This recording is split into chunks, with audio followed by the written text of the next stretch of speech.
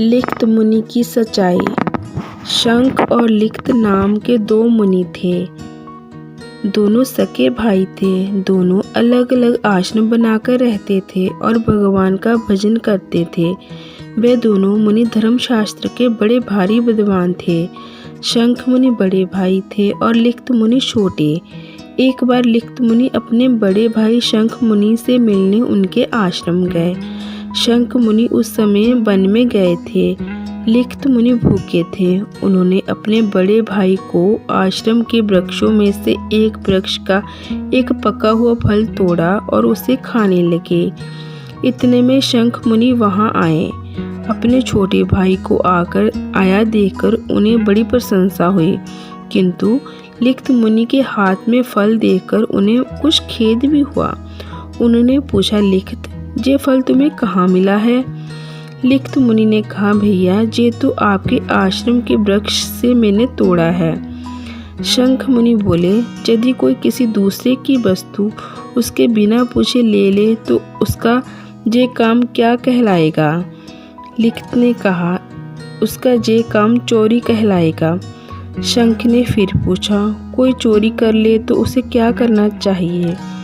लिख्त बोले, उसे राजा के पास जाकर अपना पाप बता देना चाहिए और पाप का जो दंड मिले उसे भोग लेना चाहिए। दंड भोगने से पाप के दोष से वह शुद्ध हो जाता है। यदि वह इस लोक में पाप का दंड ना भोगे तो मरने पर यमराज के दूत उसे पकड़कर नरक में ले जाते हैं और उसे बहुत दुख देते हैं। शंख मुनि ने कहा,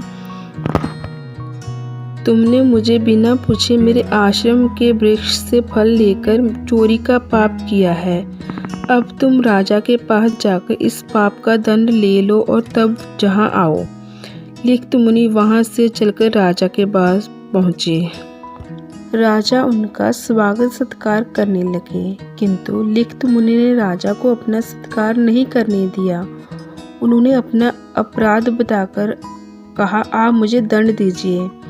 राजा ने कहा, राजा जैसे दंड देता है वैसे वे क्षमा भी कर सकता है। मैं आपका अपराध क्षमा करता हूँ।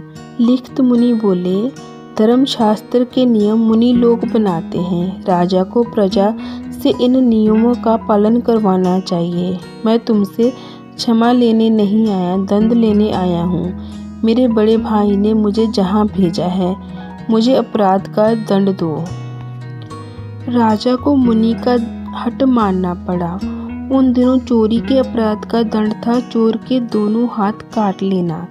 राजा की आज्ञा से जल्लाद ने मुनि के दोनों हाथ काट लिए।